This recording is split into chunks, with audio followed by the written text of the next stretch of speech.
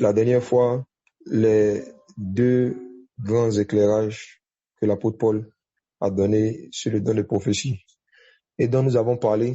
C'était le premier, c'est que le don de prophétie dans la Nouvelle Alliance n'est pas exclusivement rattaché au ministère prophétique, mais il est rattaché à la fonction de l'Église qui est de rendre témoignage de Jésus-Christ. Et c'est l'esprit de prophétie qui est le témoignage de Jésus. Et donc on a vu comment est-ce que Moïse avait souhaité que tout le peuple de Dieu soit composé de personnes qui ont le don de prophétie. Et que Dieu a exaucé ce souhait dans la Nouvelle Alliance à travers le sang de son Fils Jésus, où il a donné accès au don de prophétie à tout le peuple de Dieu. Et l'apôtre Paul, revenons là-dessus dans 1 Corinthiens 14, a dit je désire que vous tous prophétisez, comme Moïse l'avait désiré aussi. Et on s'est attardé un peu dessus, et ceux qui veulent l'audio de la dernière fois, qui n'ont pas pu écouter, l'audio est disponible, vous pouvez écrire sur le numéro de la mission, les frères vont vous envoyer ça. On avait parlé aussi des choses qui éteignent le don de prophétie dans la vie d'un croyant. On avait parlé du péché, on avait parlé du manque d'amour, la perte de l'amour fraternel, de la communion fraternelle. On avait vu ça un peu dans l'histoire de Moïse avec les 70 anciens d'Israël, où il y a certains parmi eux qui commençaient à prophétiser mais qui ne continuaient pas. D'autres thèmes, la prophétie s'est éteinte au milieu d'eux, alors qu'il y avait deux autres qui n'étaient pas là, qui étaient ailleurs, et eux ils prophétisaient, ils continuaient à prophétiser. Pourquoi? Parce que en l'absence de l'amour, la prophétie s'éteint. Et Eldad et Médad étaient absents. Voici pourquoi ceux qui étaient avec Moïse n'ont pas pu continuer de prophétiser, parce que Eldad et Médad signifient Dieu a aimé et Dieu aime. Donc Eldad et Médad, c'est deux manifestations de l'amour de Dieu, de la charité. Et lorsqu'il n'y a pas la charité, il n'y a plus la continuité du don de prophétie. Et quand Eldad et Médad s'absentent, les gens commencent à prophétiser, mais ils ne continuent pas. Quand il n'y a pas l'amour, quand l'amour fraternel disparaît, la charité disparaît, le don de prophétie aussi disparaît avec. Et on a vu ensemble, par la grâce du Seigneur, comment est-ce que l'apôtre Paul aussi a fait comprendre ça dans 1 Corinthiens 14, verset 1. Il a dit, poursuivez d'abord la charité, ensuite aspirez au don de prophétie. Recherchez l'amour fraternel, ensuite désirez ardemment le don de prophétie, désirez avec ardeur. Donc, on ne doit pas désirer la prophétie sans désirer la charité, c'est dangereux. On a parlé de ça. Après, on a parlé de comment est-ce que celui qui reçoit le don de prophétie, en fait, reçoit aussi la capacité de pouvoir augmenter son niveau de connaissance des Écritures. Comment est-ce que le don de prophétie nous rend plus utile aussi pour le corps de Christ? À partir du passage où Paul a dit que celui qui prophétise est plus grand que celui qui parle en langue. Et on a examiné en détail le plus grand, qu'est-ce que ça signifie? Ça ne veut pas dire plus important, mais ça veut dire plus utile simplement. Et on a vu en quoi est-ce que le don de prophétie peut rendre un disciple plus utile au corps de Christ. Et c'est un petit résumé rapide de la dernière fois. Et il y avait un troisième grand point que j'ai dit qu'on allait parler aujourd'hui. Et ça va pas être long. Comme c'est un seul point de toute façon, à l'intérieur duquel il y a beaucoup de choses. C'est quoi? C'est que l'apôtre Paul a enseigné aussi, dans 1 Corinthiens 14 toujours, qu'on va lire tout à l'heure, que la pratique du parler en langue influence la pratique du don de prophétie. L'apôtre Paul a enseigné que la manifestation des nouvelles langues influence la manifestation du don de prophétie. Et que les deux dons sont liés quelque part. Il y a un lien entre ces deux dons. Et c'est ce lien-là que l'apôtre Paul a développé dans ses épîtres qu'on va voir aujourd'hui. Alors, on va lire 1 Corinthiens chapitre 14. On va commencer à partir du verset 1 à 2. Aujourd'hui, je vais beaucoup parler de la puissance du parler en langue.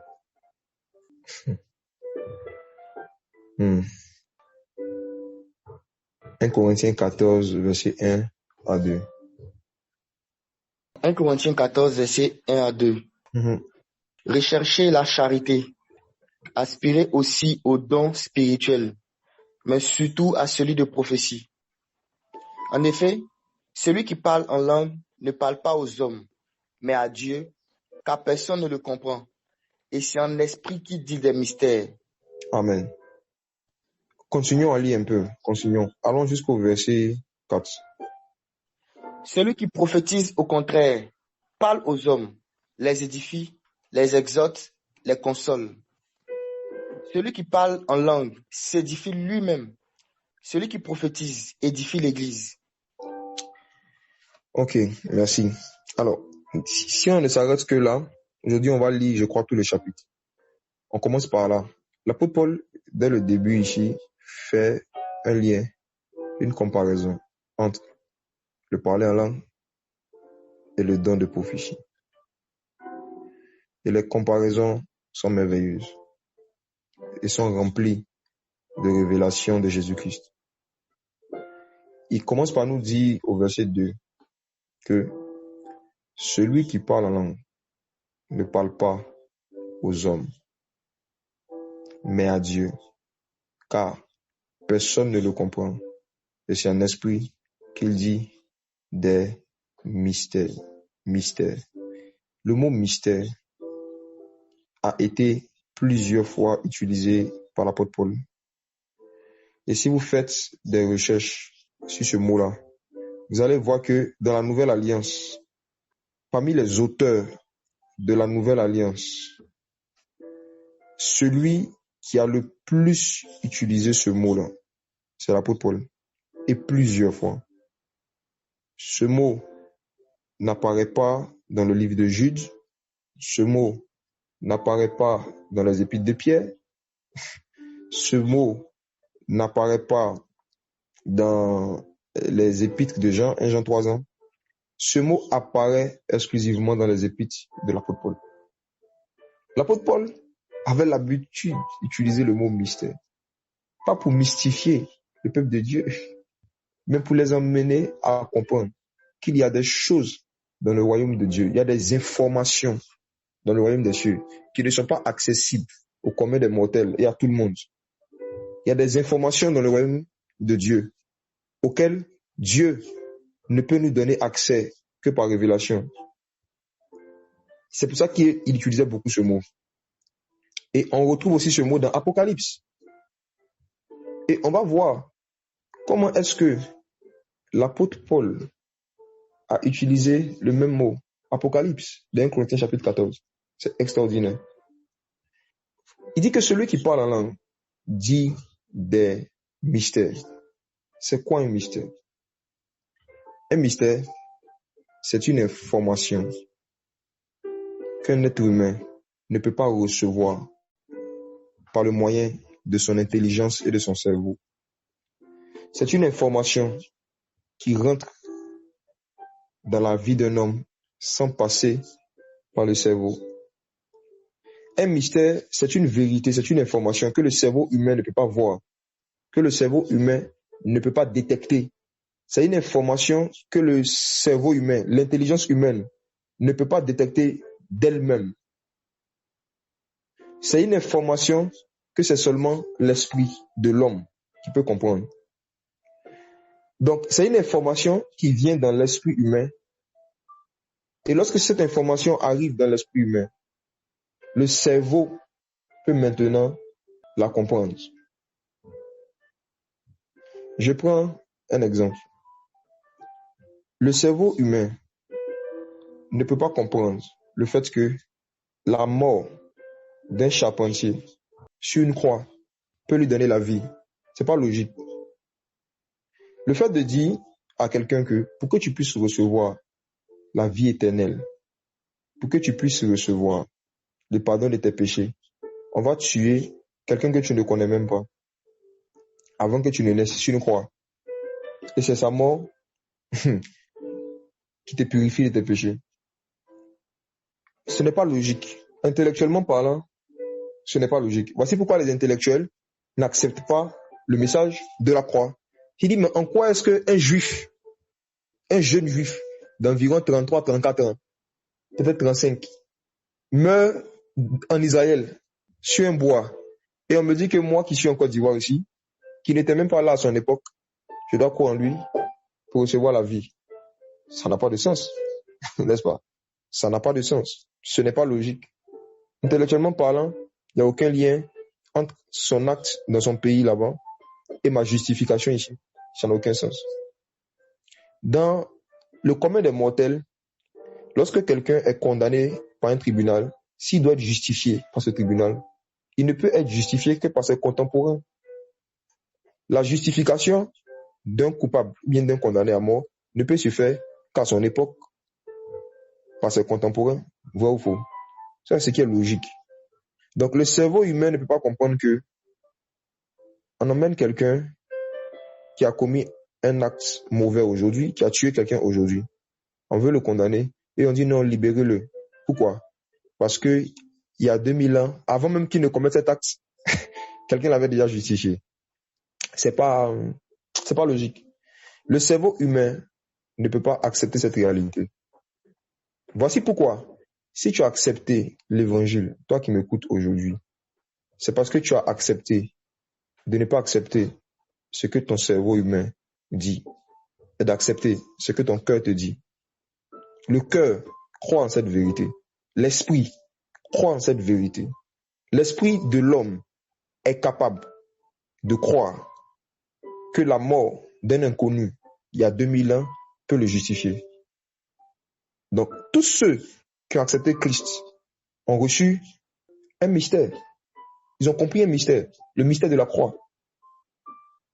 Donc, le fait que vous comprenez aujourd'hui que vous pouvez recevoir le pardon de vos péchés à travers la mort d'un homme qui s'est passé il y a des milliers d'années, ce n'est pas le cerveau qui a reçu cette information, c'est l'esprit. Donc, est-ce que vous comprenez ce qu'on appelle un mystère? C'est une information que l'homme reçoit sans passer par le cerveau. C'est-à-dire, en faisant fi du cerveau, en faisant fi de la logique, en renonçant à la logique.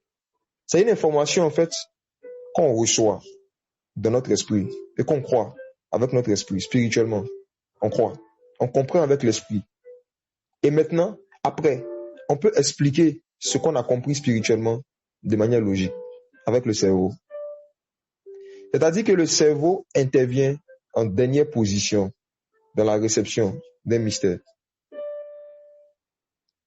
Le cerveau intervient en dernière position. C'est l'esprit d'abord qui reçoit les informations. L'esprit comprend. Et l'esprit traduit ça dans un langage intelligible. Un langage qu'on peut essayer de comprendre. Et aujourd'hui, quand nous allons faire le résumé de la mission qu'on allait faire dans un village à Nibileko, vous allez voir un cas pratique de comment est-ce que on peut traduire, l'esprit peut traduire des informations spirituelles dans un langage humain. C'est ce qu'on appelle les paraboles. Jésus prêchait beaucoup avec les paraboles. Les paraboles, c'est quoi?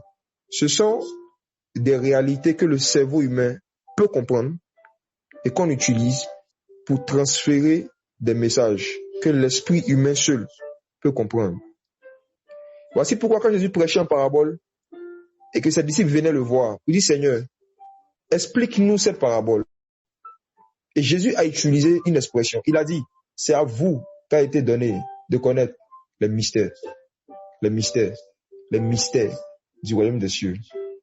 En d'autres termes, lorsque moi, Jésus, je donne une parabole, c'est un mystère que je donne. Et maintenant, l'explication et la compréhension, l'interprétation de ce mystère se fait avec le cerveau. Et on appelle ça une révélation. Le mystère, c'est une information. L'explication du mystère, c'est la révélation. Donc la révélation, c'est lorsque le Seigneur t'explique un mystère. De ce fait, quand l'apôtre Paul dit que celui qui parle en langue dit des mystères en esprit, parce qu'on peut dire des mystères en français. Regardez quelque chose. Relisons 1 Corinthiens 14, verset 2, mon frère, s'il te plaît. Verset 2. En effet, celui qui parle en langue ne parle pas aux hommes, mais à Dieu, car personne ne le comprend. Et c'est en esprit qu'il dit des mystères. C'est en esprit qu'il dit des mystères. Pourquoi? Parce qu'il y a possibilité de dire des mystères en français. Il y a possibilité de dire des mystères en anglais. Il y a possibilité de dire des mystères avec des langues intelligibles. Par exemple, je reviens sur Jésus notre Seigneur, lorsqu'il prêche la parabole du semeur, par exemple, et que les disciples lui demandent, Seigneur, explique-nous cette parabole. Et il dit, c'est à vous qu'a été donné de connaître les mystères du royaume des cieux. Jésus parlait en hébreu. Il avait dit des mystères, mais en hébreu. Et maintenant, il fallait la faculté d'interpréter ce mystère. Mais ce n'était pas dans une langue inintelligible. Par contre, par rapport au parler en langue, le Seigneur dit, le parler en langue est une faculté que Dieu donne à un de ses enfants de dire des mystères, mais en esprit. Pas dans une langue intelligible. Il dit des mystères en esprit. Qu'est-ce qu'il fait? Lorsque il est en train de prier en langue, il est en train de proclamer des informations que le cerveau humain ne peut pas comprendre, ne peut pas appréhender, mais que son esprit peut comprendre. Il est en train de parler dans un langage qui est en esprit, parce que l'esprit a son langage. Il parle en esprit, et l'esprit comprend le langage. L'esprit peut comprendre le langage, l'esprit même peut comprendre ce langage, mais pas le cerveau. Donc, le parler en langue est un outil que le Seigneur a donné à l'Église pour télécharger des mystères. Les moyens par lesquels le Seigneur nous donne des mystères, il y a la prédication de la parole dans une langue intelligible, il y a aussi le parler en langue. Parce que celui qui parle en langue dit des mystères. Or, c'est à nous qu'a été donné de connaître le mystère du royaume des cieux. Maintenant, nous allons essayer d'étudier en détail le lien ou les similitudes entre le don de parler en langue et le don de prophétie. Et pourquoi est-ce que l'apôtre Paul ici, il a fait cette comparaison? On commence par le verset 3 où il dit que celui qui prophétise, il parle aux hommes pour la construction, pour l'édification, la consolation, l'exhortation. Mais celui qui parle en langue s'édifie lui-même. Celui qui prophétise édifie l'Église. Celui qui parle en langue s'édifie lui-même. Celui qui prophétise édifie l'Église. J'aimerais vous poser une question. Est-ce que quelqu'un qui n'est pas édifié peut être édifiant? Vous pouvez me répondre en commentaire. Est-ce que quelqu'un qui n'est pas édifié lui-même peut être édifiant? Non. Ok. Est-ce que vous êtes d'accord avec moi que le niveau d'édification que nous pouvons apporter aux autres est en fonction du niveau d'édification que nous avons atteint nous-mêmes? Parce qu'un homme ne donne que ce qu'il a. Est-ce qu'on est d'accord? Ok. Donc, la première similitude entre le don du parler en langue en tant que des mystères et le don de prophétie, c'est que le don du parler en langue sert à l'édification, le don de prophétie aussi. Le don de parler en langue sert à édifier, le don de prophétie aussi. Une autre similitude entre le don du parler en langue et le don de prophétie, c'est que lorsque quelqu'un prophétise, il dit des mystères, mais en français. Celui qui prophétise en français révèle des choses qui sont cachées, n'est-ce pas? Le mystère, c'est ce qui est caché pour la connaissance humaine, pour le cerveau humain. À chaque fois que quelqu'un prophétise, il est en train d'expliquer un mystère. Exemple, on va lire quelque chose que l'apôtre Paul a dit. On reste toujours sur Paul. 1 Corinthiens 14. Regardons à partir du verset 24 à 25. Mais si tous prophétisent et qu'il survienne quelques non-croyants ou un homme du peuple, il est convaincu par tous, il est jugé par tous. Les secrets de son cœur sont dévoilés, de telle sorte que, tombant sur sa face, il adorera Dieu et publiera que Dieu est réellement au milieu de vous. Au verset 25, l'apôtre Paul dit que qu'est-ce qui est dévoilé? Les secrets, n'est-ce pas? Les secrets de son cœur. est-ce que les secrets qui sont dans le cœur des gens n'est pas un mystère pour nous? Est-ce que nous connaissons les secrets qui sont dans le cœur des gens? Un mystère, c'est quelque chose qui est secret, que nous ne connaissons pas, que notre cerveau ne connaît pas, que notre mémoire ne connaît pas, que notre intelligence ne connaît pas. Donc, celui qui prophétise est en train de dire des mystères, mais en français. Il est en train de dévoiler des choses qui sont secrètes, que son cerveau ne sait pas, des informations qui ne sont jamais parvenues à son cerveau, qu'il n'a jamais entendues. Donc, prophétiser, c'est dire des mystères. Parler en langue, c'est aussi dire des mystères. Celui qui parle en langue se dit des mystères à lui-même. Il s'édifie lui-même. Et il dit des mystères. Et celui qui prophétise dit des mystères aux hommes. On a vu, par exemple, que être capable d'expliquer, par exemple, l'œuvre de la croix, les choses que le Seigneur a fait, c'est aussi une manifestation du don de prophétie. Parce que l'esprit de prophétie, c'est le témoignage de Jésus. Et quand tu es en train de parler de quelque chose qui concerne Christ, qui concerne Jésus, tu es en train de prophétiser. Quand tu es en train de parler de la croix, tu es en train de dire des mystères.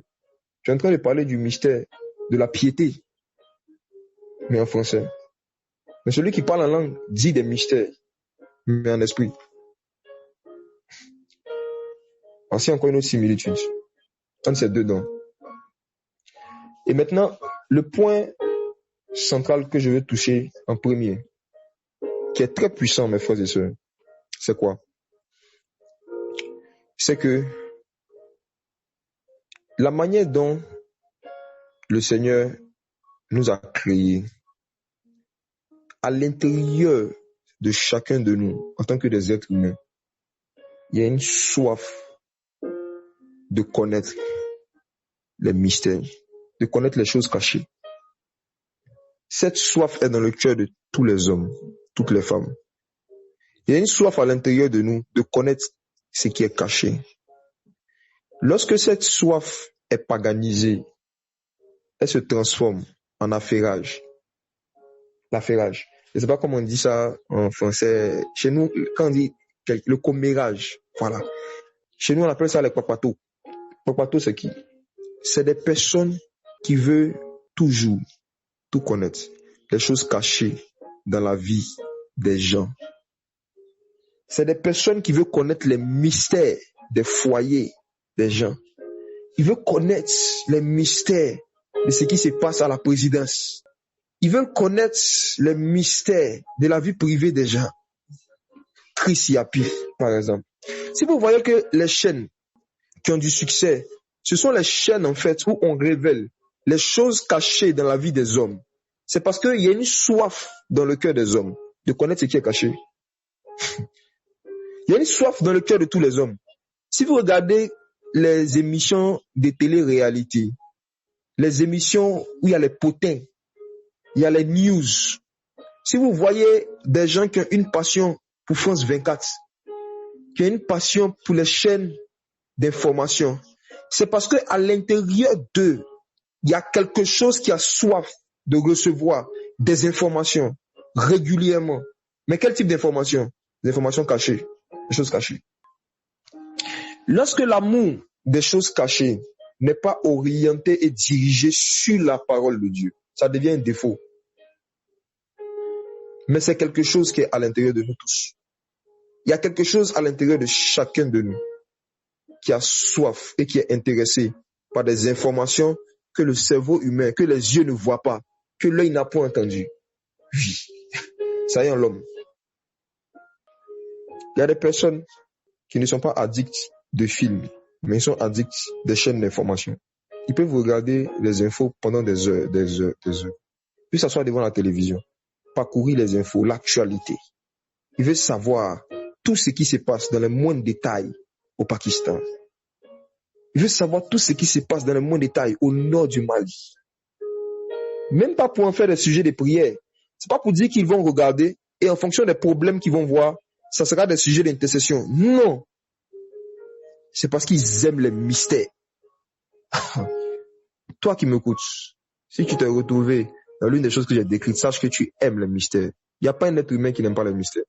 Voici pourquoi, pour répondre à cette soif dans le cœur de ceux qui ne connaissent pas Jésus, Satan a créé les loges, les sociétés secrètes qu'on appelle les sociétés à mystère. Il a créé des sciences occultes, ce qu'on appelle les sciences à mystère. Satan sait que tout être humain, il y a quelque chose à l'intérieur de lui qui cherche des mystères. Maintenant, nous, quand nous venons en Christ, Jésus-Christ veut recadrer, veut canaliser cette soif de toujours avoir des informations cachées, mais orientées sur le royaume de Dieu. Le royaume de Dieu est un royaume. Un royaume, c'est plus grand qu'un pays. Le royaume de Dieu est un royaume. Il y a des informations, il y a l'actualité du royaume. Il y a des informations dans le royaume. Il y a des choses cachées dans le royaume. Il y a les mystères aussi du royaume. Et nous qui sommes en Christ, nous ne sommes pas à connaître les mystères de la France, les mystères de la Côte d'Ivoire, les mystères du Cameroun, les mystères de Belgique. Nous sommes appelés à chercher à connaître les mystères du royaume des cieux, c'est-à-dire les choses cachées, les choses secrètes qui se passent dans le royaume.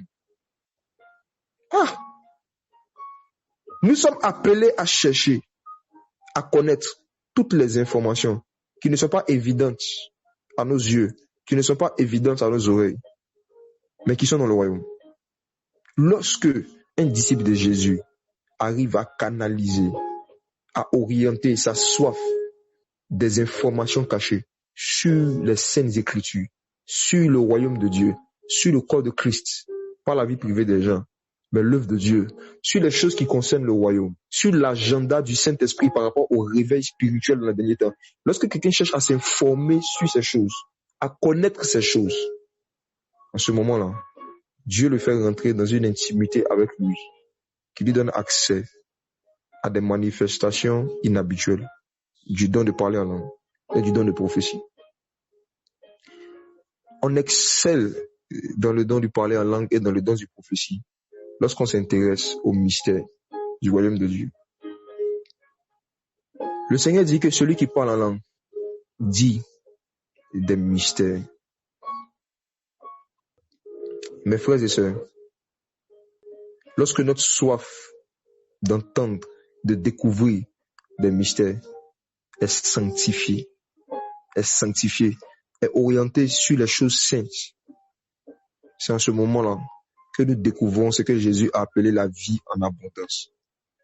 La vie en abondance.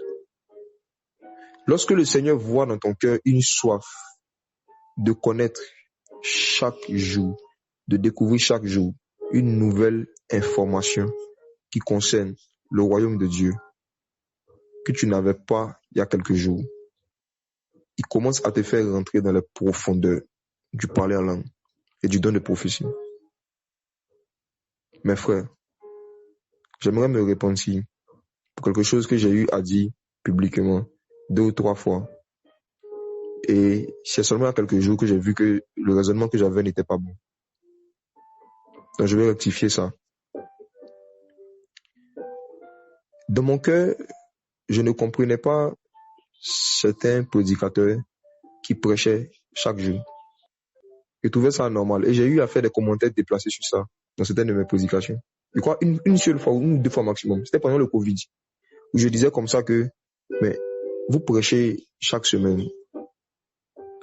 Les enfants de Dieu, il y a eu le confinement. Le Seigneur a permis qu'ils soient chez eux. Vous dites encore chaque jour, chaque soir, vous allez faire direct pour être dans leurs yeux, dans leurs narines. Je ne comprenais pas ça en fait. Pour moi, il faut prêcher 1 fois par semaine, 2 fois par semaine, ça suffit, 3 fois maximum. C'est comme ça que je voyais les choses. Pour moi, le fait que quelqu'un s'organise pour prêcher chaque jour, c'était quelque chose d'anormal. J'ai fait des commentaires dessus. Ce qui n'est pas bien, je m'en répands. Lorsque récemment, j'étais en train de faire une étude biblique sur comment est-ce que les prédicateurs dans le livre des Actes, notamment, ils exerçaient le ministère. Et je me suis rendu compte qu'ils prêchaient chaque jour. Chaque jour. Chaque jour. Si vous tapez chaque jour dans le moteur de recherche de la Bible, vous allez voir tous les versets où c'est mis chaque jour. Déjà dans Acte 2, verset 46, la Bible dit que il persévérait chaque jour d'un commun accord dans le temple. Il y a le verset 42 au verset 46. Les gens persévéraient dans l'enseignement chaque jour. Quand j'ai regardé Actes chapitre 17, verset 17, j'ai lu que Paul discutait dans la synagogue avec les Juifs et les hommes craignant Dieu chaque jour sur la voie. Chaque jour. J'ai lu encore dans Hébreux 3, verset 13. Mais exhortez-vous les uns les autres chaque jour, de peur que quelqu'un d'entre vous ne s'endurcisse par la séduction du péché. J'ai vu encore dans Acte 19, le verset 9, qu'il est écrit, mais quelques-uns restaient endurcis et rebelles, parlant mal de la voix du Seigneur. Paul s'éloigna d'eux et il sépara les disciples et enseigna tous les jours. Il enseignait tous les jours dans l'école de Tyrann. Pour ne parler que de ces versets, j'en ai découvert beaucoup d'autres. J'ai vu qu'en fait, quand il y a des grands mouvements de réveil, le Saint-Esprit peut permettre que pendant un temps, certains de ses serviteurs prêchent chaque jour des choses qui concernent le royaume des cieux. Je ne parle pas de ceux qui font des vidéos chaque jour pour parler mal des gens ou pour parler des choses qui concernent la vie des gens, les ministères des autres. C'est pas de ça que je parle. Je parle de ceux qui chaque jour parlent des choses qui concernent le royaume des cieux. Ceux qui consacrent du temps à parler des choses qui concernent Christ et le royaume des cieux. Chaque jour, c'est biblique. Je ne le savais pas. J'ai découvert ça il y a quelques jours. J'ai dit, waouh. Ça m'a encouragé dans une décision que nous avons prise avec les frères, que j'ai pris ici encore il y a quelques mois, à éviter de plus en plus de faire des commentaires sur des modes opératoires que certains ministères ou certaines églises utilisent pour véhiculer l'évangile. Il y a diversité d'opérations. C'est le même Seigneur.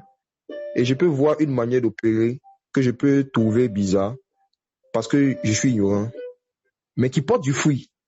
Je dois plus regarder au fruit qu'à la forme de l'arbre, la manière dont l'arbre est. Je dois regarder le fruit. Donc, ceux qui consacrent du temps chaque jour à parler de la parole de Dieu, des choses qui concernent le royaume des cieux. Je précise, je ne parle pas des chaînes comme les Jésus-Christ TV, Georges Nama, où chaque jour, c'est des potins, des ragots sur la vie des gens, des dénonciations bêtes.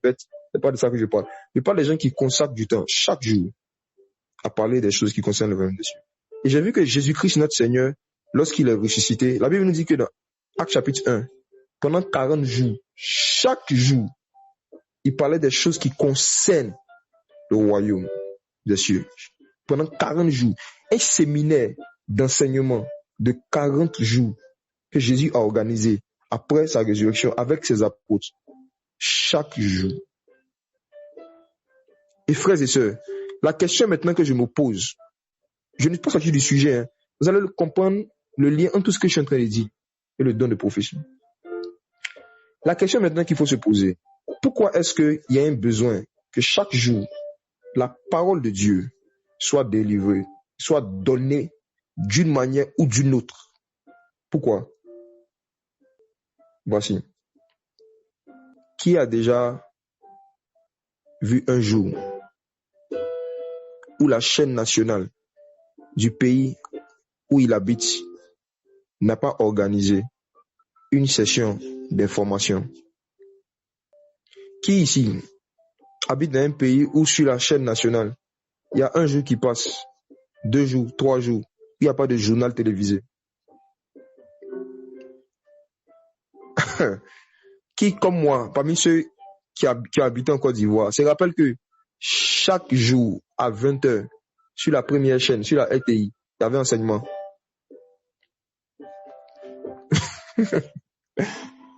Je ne connais pas l'heure du journal télévisé en France, dans d'autres pays. En Côte d'Ivoire, depuis que nous sommes nés, depuis des années, chaque jour à 20h, il y a enseignement sur la RTI. Pourquoi il dit enseignement? En fait, il s'asseye et pendant en général 20 minutes ou 30 minutes, il donne des informations sur l'actualité du pays. Dans quel but? Pour que les habitants du pays, les citoyens du pays, ne soient pas ignorants de ce qui se passe dans leur propre pays, qu'ils puissent vivre en fonction de ça et qu'ils puissent faire des choix en fonction de ça. Par exemple, si en Côte d'Ivoire, il y a une commune qu'on appelle Cocody, par exemple, où on dit il y a des agressions de masse qui se passent par un groupe de personnes que nous ne connaissons pas depuis la journée d'hier. On donne l'information aujourd'hui dimanche à 20h. Le fait que tu as eu cette information, tu sauras que lundi, avant que la nuit tombe, je ne dois pas être dans cette zone tard la nuit. Cette information influence ton comportement et te permet de t'organiser et de faire des bons choix pour ne pas avoir des problèmes inutiles dans ce pays. Supposons que tu ne regardes pas les informations du pays, tu ne sais pas ce qui se passe dans le pays. Et comme tu ne le sais pas, ils ont déclaré dans le journal, dans l'enseignement du dimanche à 20h, que le président déclare un couvre-feu à partir de 18h. Mais toi, tu ne sais pas. Le lendemain, lundi, tu vas aller vaquer à tes activités comme si de rien n'était. Et qu'est-ce qui va se passer? Après 19h, 18h, tu seras dehors, tu vas voir que les rues sont vides. Peut-être que tu vas prendre ta propre voiture, tu vas dire, aujourd'hui est calme. Si la police t'arrête et qu'on te met en prison, est-ce que c'est la faute du président? Ce n'est pas la faute du président. Tu as péri parce qu'il te manquait la connaissance. Tu as été condamné parce que tu ne savais pas ce qui se passait dans le royaume, dans le pays dans lequel tu habites. Et du coup, tu as fait des mauvais choix, tu t'es mal organisé parce que tu ne sais pas ce qui se passe actuellement dans le royaume. De la même manière, mes frères et sœurs, le don de prophétie a été donné au Seigneur dans le corps de Christ pour que chaque jour, que ce soit par un frère ou par un autre, que ce soit par une sœur ou par une autre, nous découvrons des informations du royaume des cieux qui vont nous aider à faire des bons choix, qui vont nous aider à savoir comment nous comporter actuellement dans la saison dans laquelle nous sommes, qui vont nous aider à savoir comment vivre actuellement notre foi dans la saison dans laquelle nous sommes. C'est à ça que les enseignements servent. Les enseignements servent à donner des informations aux habitants du royaume de Dieu pour qu'ils sachent ce qui se passe dans le royaume, pour qu'ils sachent la saison dans laquelle nous sommes dans le royaume, pour qu'ils sachent les œuvres et les actes que le roi est en train de faire actuellement dans le royaume, pour qu'ils vivent en fonction de ça, qu'ils prient en fonction de ça, qu'ils se comportent en fonction de ça. Chaque jour, chaque jour, chaque jour. Et quand j'ai regardé dans les rétroviseurs, j'ai vu qu'effectivement, l'une des choses qui nous a bâtis dans la foi, vite, c'est que chaque jour, on avait des moments de partage de la parole de Dieu, une fois et seul. Chaque jour, du lundi au lundi, pendant des années, pendant plus de 5 ans, 6 ans, pendant des années. Quand on n'était pas encore mariés à l'époque, c'était facile de se voir chaque jour. Chaque jour. Et la vitesse à laquelle nous avons grandi dans les choses qui concernent le royaume des cieux, l'équilibre que nous avons eu concernant les choses qui concernent le royaume des cieux, était à cause du fait que chaque jour, on était en contact avec des personnes qui avaient le don de prophétie et qui avaient une vie de méditation de la parole de Dieu. Et donc, quand on se retrouvait, nos sujets de conversation, chaque jour, étaient exclusivement dédiés aux choses qu'ils ont apprises dans leur moment d'intimité avec le Seigneur. Chacun partage ce qu'il a reçu du Seigneur. Chacun partage ses expériences. Ça nous bâtit chaque jour. Et Hébreux, chapitre 3, verset 13, nous dit que exhortez-vous les uns les autres chaque jour, de peur que quelqu'un d'entre vous ne s'endurcisse par la séduction du péché. Oh, mes frères, qu'est-ce que ce verset est vrai. Quand je regarde aujourd'hui, tous ceux et celles qui ont commencé avec nous et qui aujourd'hui se sont endurcis dans la séduction du péché, c'est des gens qui ne participaient pas à ces réunions chaque jour que nous organisions quand on était adolescents. J'ai remarqué que tous ceux et celles qui sont restés constants dans la foi jusqu'à aujourd'hui, parmi ceux que moi j'ai eu à évangéliser, parmi ceux que j'ai vu naître dans la foi, ce sont des personnes qui chaque jour, d'une manière ou d'une autre, étaient en contact avec le don de prophétie qui se manifestait soit au travers d'une exhortation d'un frère ou d'une sœur, soit au travers même d'une manifestation, en tout cas du don de prophétie, mais on était toujours dans les choses de l'esprit. La parole, la prière, les échanges, les cantiques, régulièrement. Et cette régularité-là a préservé beaucoup de la séduction par rapport au péché. Chaque jour. Donc, mes frères, je vous laisse avec le chaque jour. Méditez dessus. Maintenant, une autre question qu'il faut se poser. Est-ce qu'il ne faut pas s'édifier soi-même chaque jour? Est-ce qu'il ne faut pas s'organiser pour s'édifier chaque jour? Celui qui parle la langue s'édifie lui-même. Et celui qui prophétise édifie l'Église. À quelle fréquence Dieu veut que nous nous édifions? Une fois par semaine ou bien chaque jour? Je nous pose la question. Quelle est la fréquence à laquelle Dieu veut que nous nous édifions? Les païens et les médias de ce monde se sont organisés pour édifier les citoyens de leur pays chaque soir, au moins 30 minutes. Les journalistes se succèdent. Les prédicateurs changent chaque soir. Mais il y a toujours des informations cachées qu'on vient te donner. Donc, si on est d'accord que le Seigneur nous appelle à nous édifier chaque jour, et que celui qui parle en langue s'édifie lui-même, vous qui avez reçu ce don, est-ce que vous l'exercez chaque jour? Si ce n'est pas le cas, vous faites une erreur. Vous faites une grave erreur. Vous commettez une grosse erreur. Je parle de ceux qui ont reçu ce don. Ceux qui n'ont pas reçu le don, le Seigneur leur donne d'autres moyens d'édification que nous connaissons, que nous avons tous. Les saintes écritures, les cantiques spirituels, la prière, le jeûne. Si tu as ce don, pose-toi la question. Si tu as reçu le don du parler en langue, est-ce que je l'exerce chaque jour? Si la réponse est non, prends la décision à partir d'aujourd'hui de ne jamais faire 24 heures sans t'édifier toi-même avec ce don. C'est dangereux.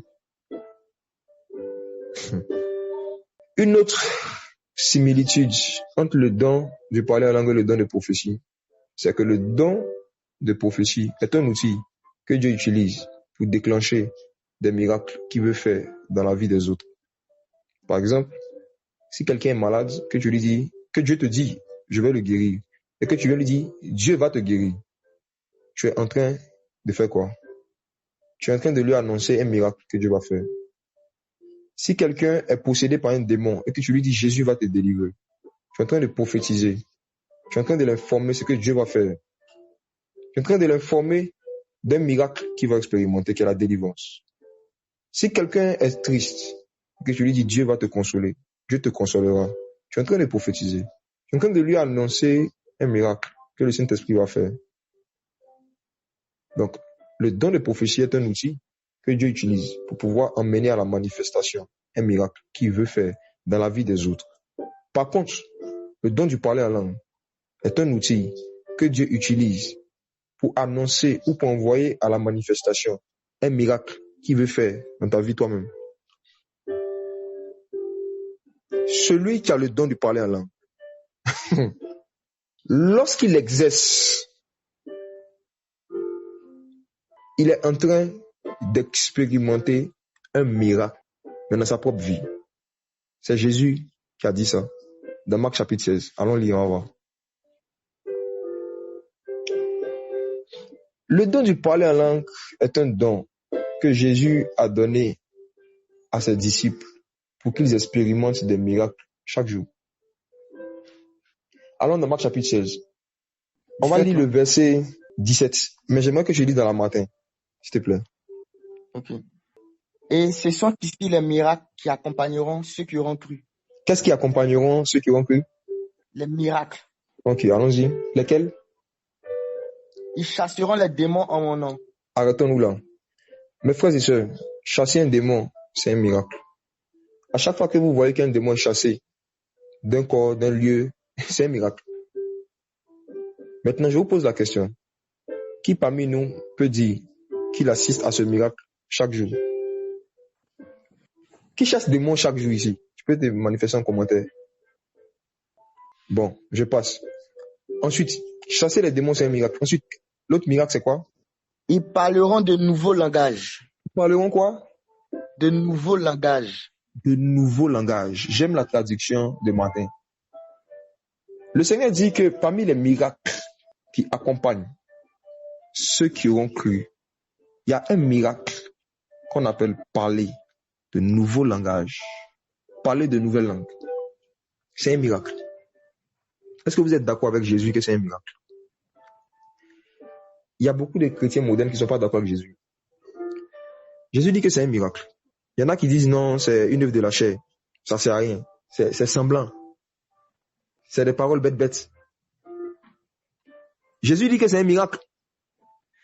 Donc, si quelqu'un, poussé par l'esprit, décide de se mettre quelque part et de commencer à s'édifier lui-même en priant en langue, qu'est-ce qu'il est en train d'expérimenter? Un miracle. Mes frères et sœurs, l'éclairage que l'apôtre Paul nous donne dans 1 Corinthiens 14 sur le don de parler en langue, quand on le met en liaison avec ce que Christ a enseigné ici dans Marc 16, Paul essaie de nous dire, celui qui parle en langue expérimente des miracles pour lui-même. En général, dans la pensée collective, quand on parle de miracles, les gens pensent seulement à guérison. Guérison, franchement, c'est une catégorie de miracles parmi tant d'autres, mais il y a beaucoup d'autres miracles plus importants, plus éternels que la guérison physique. Par exemple, la transformation d'un mauvais caractère, d'un mauvais cœur que tu as. C'est un miracle. C'est un miracle que la science ne peut même pas opérer. Changer le caractère de quelqu'un, la science ne peut pas opérer ça. Parfois, quand le Saint-Esprit veut opérer le miracle de la transformation du caractère, il peut te pousser à parler en langue. Et quand tu vas prier en langue pendant un certain temps, quand tu vas finir, sans que tu te rendes compte sur le champ, il y a quelque chose qui est sorti de toi. Il y a un caractère qui a été brisé. Et ton attitude va changer. Le fait de pardonner vite des blessures graves, c'est un miracle. Lorsque quelqu'un est blessé physiquement, plus la blessure est grave, plus le temps de cicatrisation est long. Lorsque quelqu'un est blessé dans son âme et dans son cœur, c'est la même chose. Plus la blessure est profonde, plus normalement, le temps de cicatrisation peut être long. Mais, à travers le don du parler en langue, celui qui parle en langue se répare lui-même. Le mot grec qui était traduit par édifier signifie aussi réparer. Oikodomeo. Vous pouvez vérifier cela. Donc, Paul est en train de dire que celui qui prie en langue, il se répare lui-même. Il pense lui-même ses blessures. Et quand tu pratiques ce don régulièrement, tu pardonnes rapidement. Demandez aux hommes et aux femmes qui ont de l'expérience dans ces choses, ils vous diront.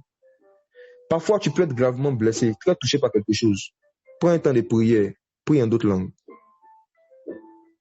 Parfois, tu peux être attristé par une situation. Prends un temps de prière, prie en d'autres langues. Et après, regarde comment tu te sens. Passe du temps dans la prière. Et quand tu finis de prier, il y a un miracle qui s'est passé. Tu n'es plus en colère. Miracle. Quand tu finis de prier, miracle. Tu n'es plus aussi blessé que ce que tu étais. Miracle. Il y a des miracles personnels et individuels que le Saint-Esprit peut faire vivre à chacun d'entre vous qui avez reçu le don du parler en langue, si vous les essayez régulièrement. Lorsque quelqu'un d'autre est blessé, si le Saint-Esprit vient te dire, donne-lui des paroles, inspire-lui des paroles qui vont le consoler. Quand tu vas le faire, tu es en train de prophétiser. Tu lui donnes des paroles, ça le console. Celui qui prophétise console, ce que Paul nous dit. Tu consoles. Mais lorsque toi-même tu es blessé et qu'il n'y a personne pour te prophétiser, puis en langue.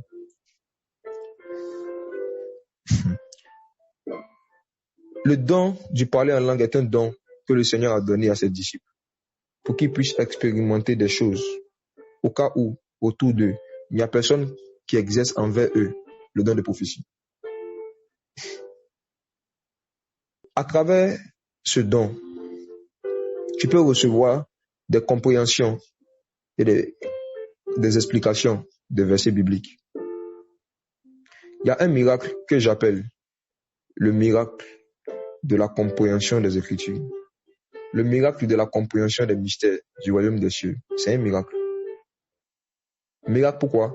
Parce que ce n'est pas un fait humain, un fait ordinaire, c'est l'œuvre du Saint-Esprit. Le fait d'être illuminé sur un passage, le fait de comprendre un verset, c'est un miracle.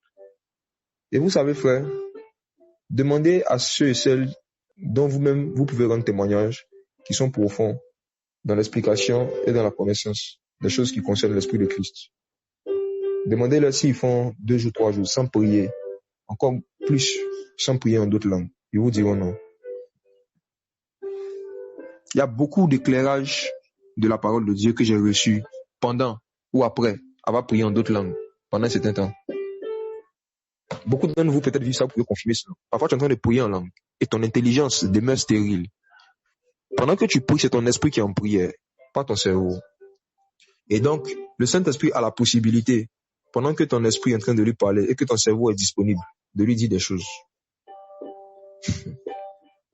Et parfois, tu es en train de prier en langue et tu commences à penser à un verset biblique, ou tu commences à penser à une histoire de la Bible pendant que tu pries en langue. Et il y a une compréhension que tu n'avais jamais eue qui te vient pendant que tu pries en langue. Pourquoi? Parce que celui qui prie en langue se dit des mystères à lui-même. C'est ce que Paul nous dit ici. Donc, mes frères,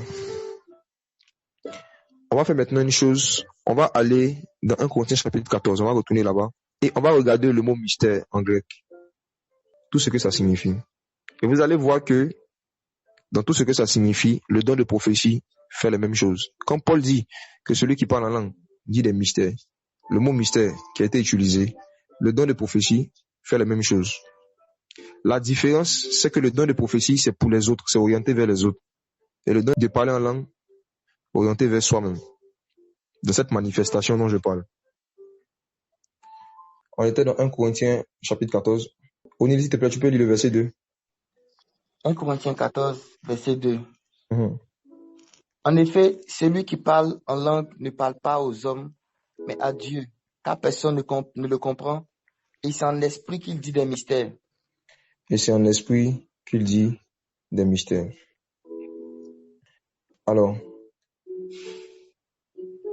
l'une des raisons pour lesquelles le grec biblique est intéressant pour faire ressortir des compréhensions profondes, c'est le fait que en français, parfois on utilise le même mot pour désigner des choses différentes.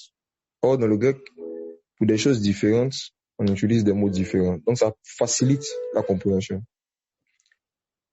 Le mot esprit, quand Paul dit que c'est un esprit qui dit les mystères, le mot esprit signifie vent. Et vent, c'est quoi le vent? C'est le mouvement de l'air. Donc, si vous cliquez, vous allez voir sur esprit, ils ont mis pneuma, le mouvement de l'air. Quand on va descendre, vous allez voir que l'apôtre Paul a fait la différence entre le vent et puis l'air. Celui qui parle en langue, il parle dans le vent. Mais il dit que celui qui parle en langue, de manière charnelle, il dit des paroles en l'air. Parle en l'air. L'expression parler en l'air, on va voir un peu son origine aujourd'hui. Il dit celui qui parle en langue, c'est en esprit ou encore dans le vent qu'il dit des mystères. C'est-à-dire le vent du Seigneur, qui est l'Esprit de Dieu, vient sur lui, l'inspire. Et il parle en fonction du vent, en fonction de l'inspiration, en fonction de la manière dont le Seigneur le conduit. Il peut le faire à voix basse, il peut le faire bruyamment. Il y a des fois, le vent souffle très calmement. Il y a des fois, le vent souffle très fort. Et celui qui parle en langue, c'est comme ça. Il ne va pas toujours en parler en langue avec le même ton et forcément de la même manière. Il est comme le vent. Et il est sous l'inspiration du vent, il est influencé par le vent de l'Esprit de Dieu. Et il dit des mystères. Le mot dit aussi est intéressant. L'aléo. Ce mot ne veut pas forcément dire prononcer des paroles. La première définition de ce mot grec, c'est faire entendre un son, une voix. Faire entendre un son. Et il y a des parlers en langue que Dieu donne à certains de ses enfants qui se manifestent de cette manière. Ce sont des sons qu'ils émettent. C'est pas forcément des mots avec des syllabes toujours qu'ils prononcent. Parfois, ce sont des sons qu'ils émettent. Ils émettent des sons. Et ce son est un mystère. Ça peut être arrivé à certains. Moi, j'ai déjà vu, parfois, quand l'onction du Seigneur a saisi des personnes, manifester ça. Les gens ne savent même pas qu'ils sont en train de parler en général. Il y a juste un son qu'ils émettent. L'aléo. Ils émettent une voix, un son, sous l'inspiration du Saint-Esprit. Et ceux qui ne connaissent pas ce genre de manifestations peuvent parfois les juger et pécher dans leur cœur, les mépriser. J'ai dit, voilà, quand on fait semblant, c'est quelle prière ça? C'est quelle prière on fait? Et puis on dit, et dans ton cœur, tu as un mépris, une petite moquerie quelque part. Puis tu regardes. Ah. Celui qui parle en langue, c'est l'esprit qui dit des mystères. Et la manière dont il le dit, ça peut être sous la forme d'un son, comme ça peut être en utilisant la langue. Et tout ça, c'est décrit dans le grec. L'aléo. Maintenant, venons même sur le mot mystère. O'Neill, tu peux m'aider un peu. La première définition qu'ils ont donnée, ils ont dit qu'un mystère, c'est quoi? Un mystère, c'est une chose cachée. Ensuite? Un secret. Un mystère. Ok. Donc, un mystère est une chose cachée, un secret. Est-ce que ce n'est pas ce que le don de prophétie fait par rapport à ce que l'apôtre Paul a dit qu'on a lu? Quand il dit que s'il y a un non-croyant qui vient au milieu de vous, que tous prophétisent, les secrets de son cœur sont dévoilés. N'est-ce pas? Au verset 24 d'un Corinthiens 14. Est-ce que vous vous rendez compte que c'est la même chose? Celui qui parle en langue dit des secrets. Celui qui prophétise dit des secrets. Le mot qui était traduit par mystère parle aussi de quelque chose qui est caché, secret, chose cachée. Ensuite, tu peux lire l'autre définition en bas. Ça signifie aussi chose cachée. La suite. Généralement, les mystères, les secrets de la religion confiés seulement aux initiés et non au commun des mortels. Passons. Chose cachée ou secrète, non évidente à la compréhension. Non évidente à la compréhension. Ensuite. Un but ou conseil caché. Un but ou un conseil caché. On nous dit que si un mystère, c'est un but caché, un objectif caché que quelqu'un veut atteindre. Un but caché, un objectif caché. Et quand une sœur, par exemple, a le don de prophétie, et qu'un frère commence à l'appeler chaque matin, chaque soir, pour lui demander comment ça va la vie de prière, c'est pour l'encourager dans la foi, au moins 2 fois par jour.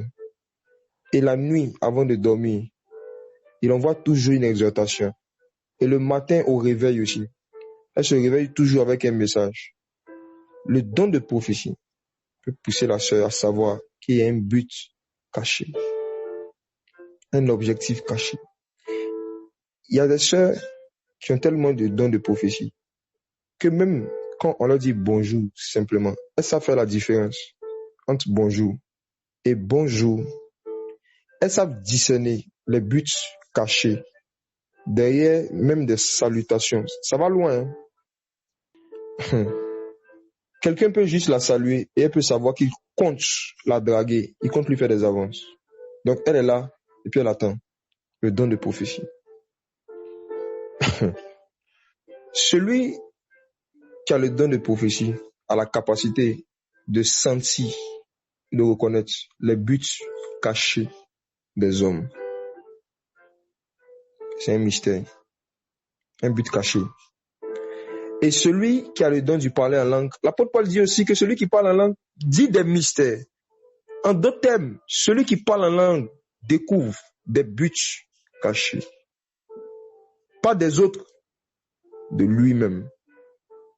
Parfois, quand le Saint-Esprit veut te révéler les motivations de ton propre cœur, parfois quand le Saint-Esprit veut te révéler des buts cachés, derrière certaines actions que tu veux faire, il te pousse à prier en langue. Et quand tu finis de prier en langue, parfois, il y a certains projets auxquels tu renonces. Il y a certains actes que tu voulais poser auxquels tu renonces. Pourquoi? Parce que en priant en langue, les buts cachés de certaines choses que tu voulais faire remontent et tu deviens conscient de cela. Tu dis non, ça le motif pour lequel je veux faire, c'est pas bon. Ma motivation n'est pas bonne, j'abandonne. Les buts cachés. Celui qui parle en langue dit des buts cachés, dit des mystères. Les buts cachés. C'est l'une des définitions encore des mystères. Celui qui parle en langue expérimente ça, mais pour lui-même. Je me rappelle, avec des frères, on avait fait une réunion suite à un truc qui avait commencé là, où on avait des preuves en béton pour démentir ça. Donc, on avait fait une réunion pour savoir si on devait faire une vidéo où on allait aligner toutes les preuves d'une série de mensonges que des gens ont propagés et tout. La plupart d'entre nous, on était OK, oui, pour faire cette vidéo. Certains parmi nous disaient que c'est pas la peine. On n'était pas accordés. On a dit, bon, prions. Mes frères, je vous assure, on a passé du temps dans la prière. On a prié pendant plus d'1 heure. Quand on a fini, tout le monde d'un commun accord a dit non, on va pas faire ça. Le but caché pour lequel certains voulaient le faire est remonté à eux-mêmes leur conscience dans la prière. Ils ont vu que le but caché, c'était quoi? C'était de vouloir se justifier. Et ils ont vu de dire, c'était la colère en fait. Le but caché derrière, c'était de manifester sa colère. Sans la prière, le but peut ressembler à défendre la vérité. Défendre la vérité, c'est ce que tu vas dire de ta bouche. Mais le but caché ne peut pas se révéler s'il n'y a pas une certaine intensité de prière. Si tu fais passer par le scanner de la prière les intentions et les pensées de ton cœur, et que malgré avoir prié longtemps, tu as toujours les mêmes intentions, c'est que ça vient de Dieu. David disait au Seigneur, sonde mon cœur, sonde mes reins. Le cœur, ce sont les intentions évidentes, apparentes de certaines actions que nous voulons poser. Mais les reins, c'est les buts cachés derrière nos buts apparents. Et celui qui parle la langue dit les buts cachés, mais à lui-même. On va encore continuer. Conseil caché. Volonté secrète de l'homme ou de Dieu. Mystère, dans le grec, signifie aussi la volonté secrète d'un homme ou la volonté secrète de Dieu lui-même, mes frères et sœurs. Lorsque, par exemple, quelqu'un a besoin d'une direction, a besoin d'une orientation par rapport à quelque chose qu'il veut faire ou qu'elle veut faire, Dieu donne une prophétie, n'est-ce pas? Le don de prophétie aussi vient pour donner des directions aux gens. Il dit, voici telle chose que tu as à cœur de faire, mais telle chose que tu veux faire, voici comment tu dois faire, voici ce que le Seigneur dit. Mais à travers ce don-là, on voit que Dieu révèle sa volonté secrète, la volonté spécifique de Dieu par rapport à un problème spécifique, par la prophétie. Mais Paul nous dit ici que celui qui parle en langue expérimente la même chose. Dans la prière en langue, le Seigneur lui révèle sa volonté secrète. Il expérimente la connaissance de la volonté spécifique du Seigneur dans certains domaines. Et c'est une réalité. Un exemple. Un jour, je devais sortir. Ma femme était sortie aussi. Et soudainement, j'étais presque en retard au lieu où je partais. Mais j'ai eu une forte envie de prier un peu en d'autres langues, de m'édifier moi-même. Je me suis dit, bon, même si c'est 5 minutes, 3 minutes, je le fais, je sors. Donc, je me suis mis à genoux dans la chambre. J'ai commencé à prier. Dès que j'ai fini de m'édifier moi-même, je prends mon téléphone, je vois que ma femme a essayé de m'appeler. Je la rappelle. Et elle me dit, j'ai perdu ma pièce d'identité. C'est tombé par terre dans la rue. Et il y a un monsieur qui vient de m'appeler pour me dire qu'il a récupéré ma pièce d'identité. Donc, est-ce que tu es déjà parti de la maison? Et j'ai dit non. Elle a dit, ah, donc, heureusement que tu n'es pas parti. Donc, appelle-le pour récupérer.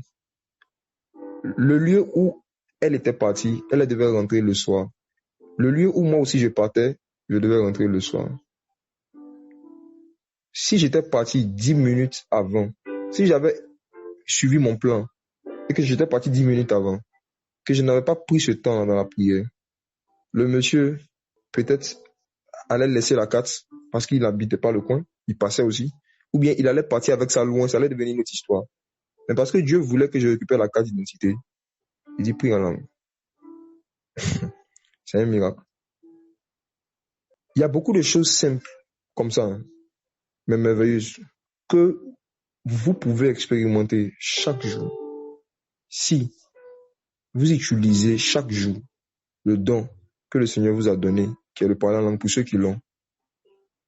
Si vous ne pratiquez pas ce don, vous ne l'exercez pas, ce n'est pas sûr que le Seigneur va vous faire exceller dans le don de prophétie. Parce que celui qui prophétise est plus grand que celui qui parle en langue. Mais le Seigneur ne nous donne pas d'abord les plus grandes choses, n'est-ce pas? Il nous donne les petites choses. Et en fonction de notre fidélité dans les petites choses, en fonction de la manière dont on exerce les petites choses, il nous confie des plus grandes. Donc, si tu as déjà ce don-là que tu ne l'utilises même pas, pourquoi tu veux le don de prophétie? Va te servir à quoi? Les petites choses, tu n'es pas fidèle là-dedans. La fidélité, c'est la constance. Tu n'es pas constant dans ta manière d'exercer ces petites choses. Pour toi-même ton propre bien, tu ne le fais pas. Mais tu veux aller aider les autres. Non. Édifie-toi toi-même d'abord. Et celui qui prophétise après, il peut édifier les autres. J'aimerais vous parler, pour terminer, mes frères et sœurs, de 3 manifestations du don de parler en langue en tant que mystère que l'apôtre Paul a donné dans 1 Corinthiens chapitre 14. Le parler en langue peut se manifester soit dans le fait que quelqu'un sous l'inspiration du Saint-Esprit parle une langue qui existe et que même un païen peut comprendre sans forcément avoir le don spirituel qu'on appelle le don interprété. Il n'y a pas de problème.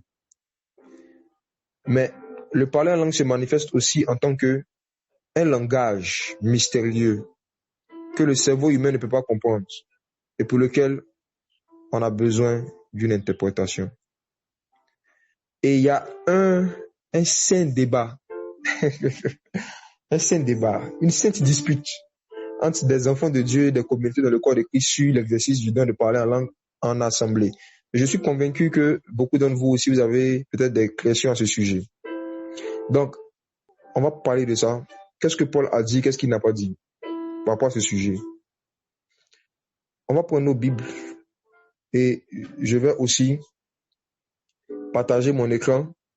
Il y a une petite illustration que le Seigneur m'a expliqué, que j'ai faite, que je partage avec vous pour faciliter la compréhension de ce que Paul a dit dans 1 Corinthiens 14 par rapport à l'exercice du don de parler en langue en assemblée ou quand on avait d'autres frères et sœurs. Est-ce que vous voyez mon écran? Ok, super. Voici. Tout en regardant l'écran, on va lire 1 Corinthiens 14, verset 2 d'abord. Mon frère, allons-y. En effet, celui qui parle en langue ne parle pas aux hommes, mais à Dieu, car personne ne le comprend. Et c'est en l'esprit qu'il dit des mystères. Dans ce verset-là, l'apôtre Paul parle d'une manifestation du parler en langue, où le destinataire final de cette langue, c'est qui? C'est Dieu. C'est Dieu.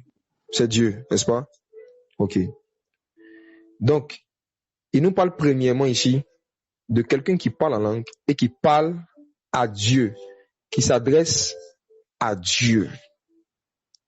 La question maintenant qu'il faut se poser, si nous sommes dans une assemblée où il y a un Camerounais, il y a un Chinois, il y a un Américain, et que je donne un sujet de prière, je dis, mes frères et sœurs, nous allons prier pour que le Seigneur donne un esprit de sagesse et de révélation dans sa connaissance à tous nos frères et sœurs en Christ avec qui nous sommes en communion.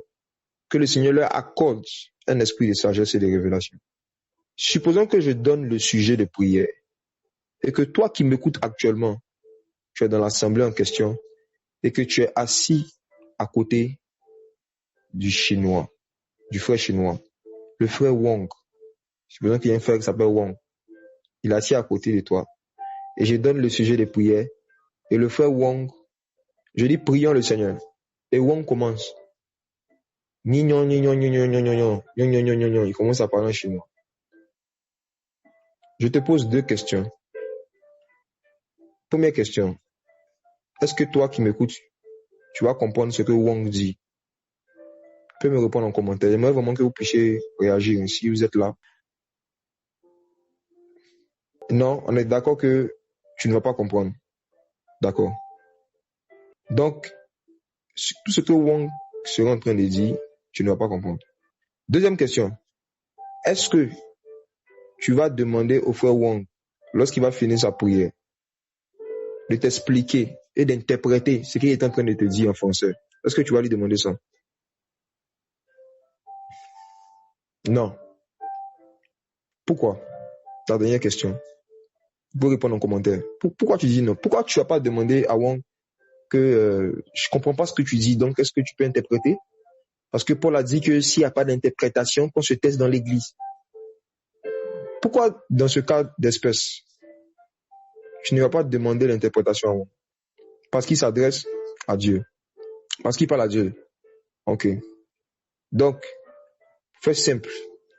Si un Chinois a le droit d'élever la voix dans une assemblée et de parler une langue, une assemblée francophone, et de parler une langue que personne ne comprend, sans qu'il ne soit obligé de donner l'interprétation à l'assemblée. Est-ce que si le frère américain s'appelle Johnson, qui est à côté, lui aussi, il décide de parler à Dieu, mais en d'autres langues, est-ce que lui, il a le devoir de donner l'interprétation, sinon il doit se taire, il ne doit pas prier à haute voix? Non. Pourquoi? Pourquoi Johnson a les mêmes droits que Wong? Parce qu'il parle à Dieu. Donc, il vient de comprendre quelque chose. C'est que si on est réunis dans une église, on est réunis de frères et sœurs, et que quelqu'un veut élever la voix pour parler à Dieu, il n'a pas besoin de donner l'interprétation à l'assemblée parce qu'il parle à Dieu. Qu'il parle en chinois, en anglais, en yoruba, peu importe la langue qu'il parle, si l'assemblée ne comprend pas et que ce n'est pas à eux qui s'adresse, il n'est pas dans l'obligation de leur donner l'interprétation parce qu'il parle à Dieu. Donc, si vous regardez mon écran, vous verrez que cette manifestation du parler en langue qui est adressée à Dieu, dont Paul a parlé ici, dans 1 Corinthiens 14, le verset 2, n'a pas besoin d'interprétation. Donc là, on est d'accord. Ensuite, il y a une deuxième manifestation de ce dont Paul a encore parlé. Mais là, c'est au verset 4. Est-ce que tu peux lire ça, mon frère? Celui qui parle en langue s'édifie lui-même. Celui qui prophétise édifie l'Église. Ok. Ici, Paul parle de ce don, mais dont le destinataire final, c'est qui? C'est lui-même. Il s'édifie lui-même. Alors, est-ce que par rapport à ce don, qui a besoin d'interprétation? Lorsque tu es en train de parler en langue pour t'édifier toi-même, est-ce qu'il y a besoin d'interprétation? Selon toi, quelqu'un dit non. Certains disent non. Ok. Certains disent oui, d'autres disent non. Ok. Voici. Moi aussi, pendant longtemps, pendant des années, je me suis dit non. Si je parle en langue et que le destinataire final, c'est moi-même, je n'ai pas besoin d'interprétation. C'est ce que je pensais, jusqu'à ce que le Seigneur, dans sa miséricorde et dans sa grâce, m'éclaire sur quelque chose.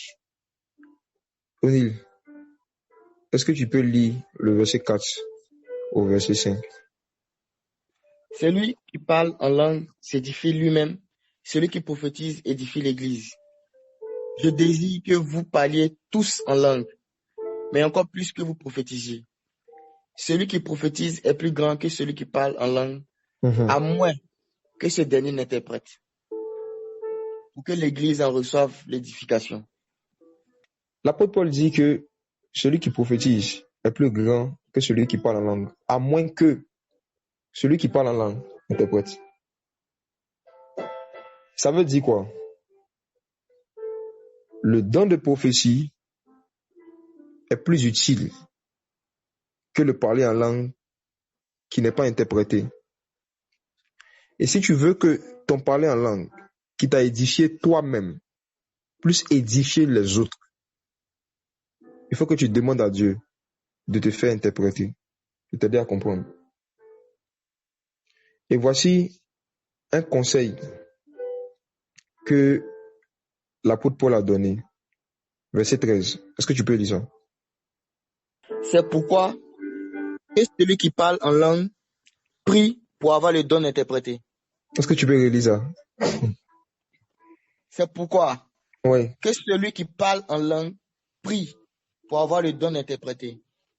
Paul dit, il conseille à ceux qui parlent en langue de prier aussi pour avoir le don d'interpréter. Pourquoi? Il y a beaucoup de raisons. Avant de commencer à parler des raisons, j'aimerais encourager tous ceux et celles qui ont déjà reçu le don du parler en langue, vous dire que si Dieu vous a donné le don du parler en langue, c'est que Dieu veut vous donner le don d'interpréter. Si Dieu vous a donné le don du parler en langue, c'est qu'il veut vous donner le don d'interpréter. C'est qu'il veut vous donner le don d'interpréter. Et nous allons parler un peu aujourd'hui de comment est-ce que le don d'interpréter se manifeste.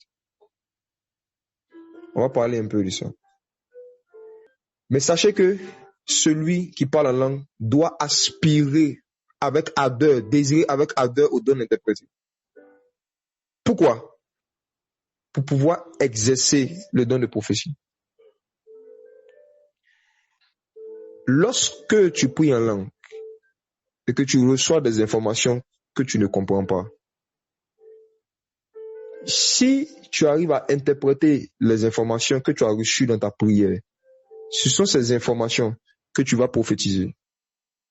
Le don d'interprétation est le pont qui relie le don du parler en langue et le don de prophétie. C'est le don d'interprétation qui convertit les informations spirituelles que tu as reçues dans des langues mystérieuses en des informations prophétiques que tu pourras donner dans des langues intelligibles. Si tu parles en langue, ou si quelqu'un parle en langue à côté de toi, et que tu as le don d'interpréter, tu pourras prophétiser. Don de parler en langue plus l'interprétation égale don de prophétie. Le parler en langue plus l'interprétation donne une prophétie. Et lorsque tu es en train de donner l'interprétation en français de ce que tu as reçu en esprit, tu n'es pas en train d'interpréter, tu es en train de prophétiser. Voici comment est-ce que le don d'interprétation des langues se manifeste. Première manifestation. je m'efforce à prendre des exemples vraiment simples. À qui c'est déjà arrivé de lire un verset que tu connaissais depuis longtemps et un jour, en lisant ce verset, il y a une interprétation, une compréhension nouvelle que tu as eue, qui t'a éclairé, qui t'a édifié toi-même et qui t'a donné l'impression que tu n'avais jamais lu le verset. À qui ça arrive? N'est-ce pas que c'est un miracle? C'est le miracle de la compréhension des Écritures. Ça arrive régulièrement aux enfants de Dieu. À ceux qui en tout cas qui ont une vie de prière, ça arrive. Ok. Donc, vous voyez cette expérience-là. C'est comme ça que le don interprété se manifeste. C'est-à-dire, vous avez une information sous les yeux et à travers cette information, vous sortez et vous comprenez d'autres informations qui n'ont pas été écrites de manière littéraire. Vous avez une phrase, un texte biblique sous les yeux et en lisant le texte avec vos yeux, votre esprit comprend quelque chose que le texte n'a pas dit de manière explicite et évidente. De la même manière, lorsque le Seigneur vous donne le don d'interpréter, vous pouvez vous-même prier en langue ou entendre quelqu'un prier en langue. Et votre esprit comprend quelque chose que la personne n'a pas prononcé de manière explicite. Mais vous comprenez cela? C'est l'une des manières dont le don d'interprétation se manifeste.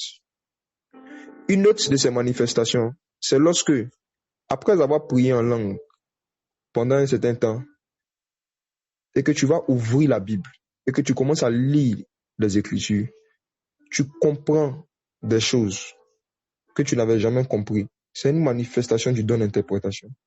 Parce que dans la prière en langue, le Seigneur dépose dans notre esprit des éclairages de la parole. Et lorsque nous venons en contact des Écritures, la lumière que nous avons reçue dans la prière se manifeste dans les Écritures. Donc, je vais décrire plusieurs manifestations du don d'interprétation. Et avant que je ne finisse, beaucoup d'entre vous, vous allez vous rendre compte que vous expérimentez déjà ça. Vous avez le don d'interprétation, mais vous ne le savez pas. Beaucoup d'enfants du Seigneur ont le don d'interprétation. Des langues, des langages mystérieux. Ils ont ce don d'interprétation. Une autre manière dont le don d'interprétation se manifeste, c'est dans la capacité, le don d'interpréter, c'est dans la capacité de donner un sens à des symboles et à des images spirituelles qui sont inspirées de Dieu. Exemple, Daniel à Babylone. Daniel avait le don d'interpréter. Vous savez, le don d'interpréter ne se manifeste pas seulement envers les langues, mais le don d'interpréter se manifeste envers les langages. Si vous regardez dans le grec, vous allez voir que c'est le don d'interprétation des langages. Il y a une différence entre le langage et la langue. Il y a une différence, une très grande différence. Le langage, c'est l'ensemble des éléments qu'on utilise pour faire passer un message. Ça peut être un élément vocal. Ça peut être la langue, comme ça peut être une image, n'est-ce pas? Il y a le langage verbal, il y a le langage non verbal. Il y a le langage écrit, il y a le langage parlé. Donc, mes frères et sœurs, lorsque le Seigneur vous donne le don d'interpréter, vous pouvez non seulement interpréter les langues, mais vous pouvez interpréter aussi des langages. Et il y a certains qui ont ce don-là. C'est pour ça que la traduction en français, c'est bien, c'est pas mauvais, mais quand on va regarder le sens des mots, on capte plus profondément, en fait, la pensée de l'esprit. Si vous regardez le mot qui était traduit par langue, ce mot-là signifie langage. Et langage, c'est plus grand que langue. La langue fait partie du langage. Mais il y a des gens qui sont muets, mais qui ont un langage qu'on appelle le langage des sourds. Et c'est un langage qui s'interprète. Donc, il y a des personnes, en fait, à qui Dieu a donné le don d'interprétation, mais qui ne se manifestent pas forcément envers l'interprétation des langues mystérieuses, mais qui ont ce don d'interprétation qui se manifeste envers les songes mystérieux, qui se manifeste envers les symboles. Daniel à Babylone était là, et il y a une main qui est venue écrire sur le mur. Compter, peser, diviser. Ce sont des mots, mais ça n'a pas de sens pour ceux à qui ces mots étaient adressés. Ça n'a pas de sens. Ils avaient besoin de quelqu'un qui pouvait interpréter, c'est-à-dire leur donner la signification et le sens qui est caché derrière ces mots. compter, peser, diviser. Et parce que Daniel, sous la loi, avait le don d'interpréter, il est venu, il a regardé, compté. Le Seigneur a compté le temps qui te reste, pesé, il t'a pesé, tu es léger, divisé, ton royaume sera divisé. Voici, Daniel a manifesté le don d'interpréter et le don de prophétie. En lui disant, compter, peser, diviser, signifie que Dieu a compté le temps de ton règne. Il t'a pesé, il est en train d'interpréter. Mais quand il dit, ton royaume sera divisé, il est en train de prophétiser. Donc, lorsque tu interprètes, tu prophétises. Il y a un lien puissant entre le don de parler en langue et le don de prophétie. Et ce lien, c'est le don d'interpréter. Donc, est-ce que tu peux relire encore, mon frère, 1 Corinthiens 14, le verset 13? C'est pourquoi que celui qui parle en langue prie pour avoir le don d'interpréter. Celui qui parle en langue doit prier pour avoir le don d'interpréter. C'est un conseil que je vous donne. Dieu va vous exaucer certainement. Ne doutez même pas de cela. Celui qui prie pour un sujet et qui doute dans son cœur, la Bible dit dans Jacques 1, celui qui demande quelque chose à Dieu et qui doute qu'un tel homme ne s'attende pas à recevoir quelque chose de Dieu. La foi que nous avons, c'est que si nous demandons quelque chose selon sa volonté, il nous exauce.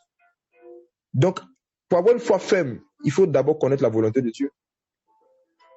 Et la volonté de Dieu est révélée dans les Écritures. Dieu nous révèle ici qu'il veut qu'on ait la capacité d'interpréter les langages. Voici pourquoi, dans Marc chapitre 16 qu'on avait lu, j'avais dit des livres dans la matin qui a traduit.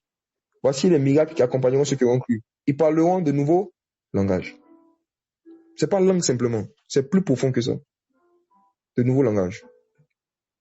Vous les femmes qui m'écoutez, qui avez déjà eu un enfant, vous avez un don d'interpréter, mais qui n'est pas spirituel. Un don d'interpréter qui est naturel, qui est charnel. Une maman peut regarder son enfant en train de pleurer. Juste, il émet un son. Il dit des mystères. L'enfant fait, la mère est capable de te dire, ce son-là, lorsqu'il émet ça, ça veut dire qu'il a soif. Tel autre son, lorsqu'il émet ça, ça veut dire qu'il a chaud. Moi, j'étais impressionné quand j'ai eu mon premier enfant, le premier de voir comment est-ce que ma femme excellait dans l'interprétation des sons, des cris, des signes. Parfois même le bébé bouge sa main d'une manière. La mère va te dire la partie exacte du corps où il a mal. Et tu la combats. Tu combats son ministère. Et puis vous partez à l'hôpital. Et puis quand vous arrivez à l'hôpital, le médecin fait le même diagnostic qu'elle avait fait quand il était à la maison, qui dit que l'enfant a mal dans tel endroit. Le don d'interpréter des langages. C'est pas interpréter syllabes, des phrases toujours. Non, même des sons. Même des sons. Des signes. Le don d'interpréter. Que celui qui prie en langue prie pour avoir le don d'interpréter. Pour que son don d'interprétation soit aussi utile que le don de prophétie. Pour l'édification de l'Église. Maintenant, quand on arrive aussi sur le dernier point, le parler en langue qui est adressé aux hommes. Qui est adressé aux hommes. Parler en langue adressée aux hommes. Il y a besoin d'interprétation. On va lire maintenant Corinthiens 14. Lisons à partir du verset 6. Et maintenant, frères, de quelle utilité vous serais-je si je venais à vous parlant en langue et si je ne vous parlais pas par révélation ou par connaissance ou par prophétie ou par doctrine? Les objets qui rendent un son comme une flûte, une harpe ou une harpe ne rendent pas des sons distincts. Comment reconnaîtra-t-on ce qui est joué sur la flûte ou sur la harpe? Et si la trompette rend un son confus, qui se préparera au combat? De même, vous si par la langue, vous ne donnez pas une parole distincte, comment saura-t-on ce que vous dites?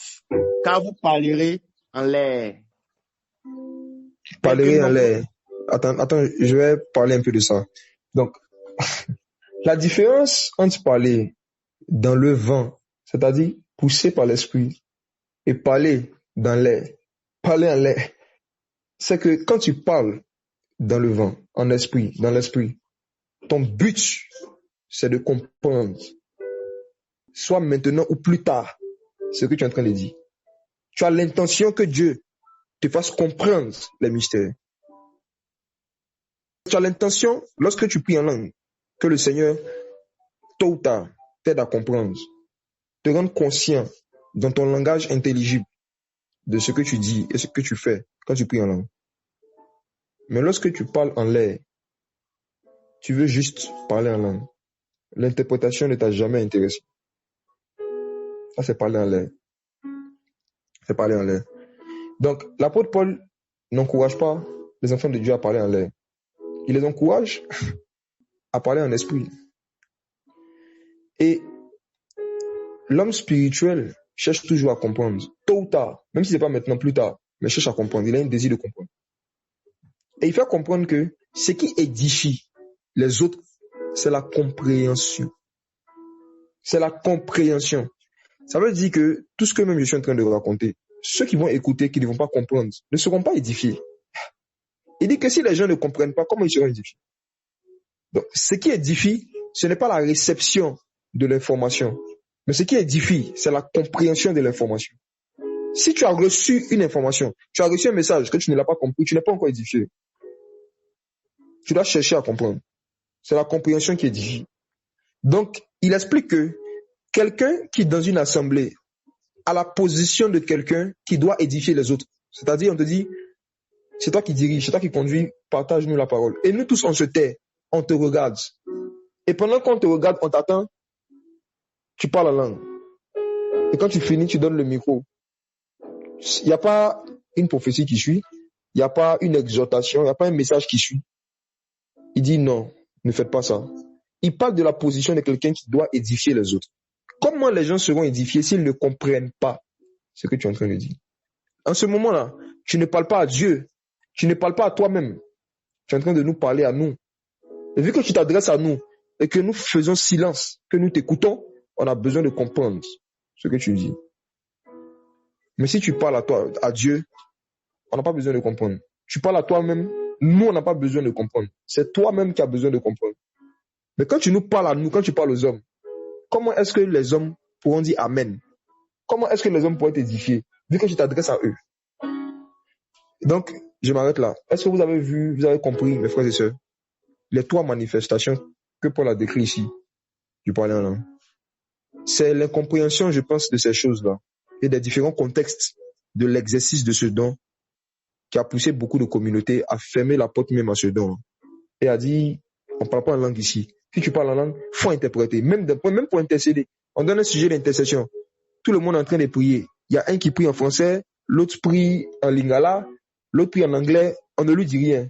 Mais quand un frère va élever la voix, il est en train de prier en langue, on dit, oh, interprétation. Il y a un problème. C'est injuste. Il y a une injustice dans l'église. Non. Il ne parle pas à vous, il parle à Dieu. Laissez-le. Vous n'avez pas besoin de comprendre ce qu'il dit. Je me rappelle, parce que j'avais cet éclairage-là, j'étais quelque part un jour, ils ont donné un sujet de prière et j'ai commencé à prier. Et quand je priais, je me suis lâché. J'ai prié en langue.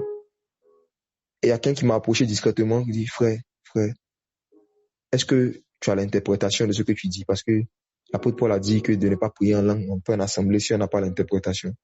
Je ne répondais pas, je continuais à prier. Tacles dobras tokai na la cruz. La clayanto de dost. Il insistait, je me suis retourné, je le fixais, je le regardais et je priais en langue. Je le fixe et puis je prie. Blasto kai indada bros takai la dost. Neklos dapra sheta. Il m'a laissé tranquille, il est parti. Et j'ai vu que les gens étaient dérangés dans l'assemblée. Et après, j'ai dit, en fait, je ne vais pas interpréter ce que je vais te dire, parce que ce n'est pas à vous que je parle, c'est à Dieu. Et Dieu comprend très bien ce que je dis. C'est tout ce que j'ai dit. Depuis ce jour, ils m'ont laissé tranquille. Vous savez, ces éclairages-là, appropriez-vous ça, méditez dessus, mémorisez ça et partagez-le avec le maximum d'enfants du Seigneur. Pas en disant, le frère Jacques a dit non. C'est l'apôtre Paul qui a dit. Et vous-même, prenez le temps d'aller vérifier cela. Et partagez ça parce que ça fait beaucoup de dégâts. Le diable et les démons détestent l'exercice du parler en langue entre les enfants du Seigneur. L'ennemi déteste ce don. C'est l'un des dons que Satan déteste le plus. Vous savez pourquoi? Je vous dis que c'est l'un des dons spirituels qu'il déteste le plus. C'est pour cela que l'apôtre Paul a mis l'accent dessus. Ça est le don de prophétie. Satan déteste ces deux dons. Paul dit, il y a beaucoup de dons, mais aspirer au parler en langue et au don de prophétie. Je n'ai pas vu une autre épître où Paul met l'accent, où il dit aux enfants du Seigneur de désirer avec ardeur ces deux dons. Pourquoi il le dit? Parce que ce sont les dons qui sont les plus utiles dans la destruction des œuvres du diable, dans la destruction des projets de Satan. Et c'est les Écritures qui nous le disent. Lorsqu'il y a une œuvre que des démons sont en train de faire ou qui veulent faire dans la vie d'un être humain, Dieu donne une prophétie. Et par la prophétie, les œuvres du diable sont révélées et détruites. Le don de prophétie contribue à détruire les œuvres des démons, les œuvres de la sorcellerie, les œuvres de Satan dans la vie des êtres humains. Le don de parler en langue aussi. Ah oui. En quel sens? Je vous pose une question, mes frères et sœurs. La construction de la tour de Babel, c'était une œuvre du diable ou c'était l'œuvre de Dieu? Ce n'est pas seulement parce qu'il ne comprend pas. Hein. Le diable n'est pas pressé. C'est pas parce qu'il ne comprend pas qu'il y a le problème. C'est pas ça qui est le vrai problème. Bon, on en reviendra. La tour de Babel, c'est un projet de qui? De Satan, du diable. Ok. Lorsque le Seigneur a décidé de faire arrêter ce projet du diable, quel est le don spirituel qu'il a utilisé? Est-ce que ce n'est pas là qu'il envoie des nouvelles langues?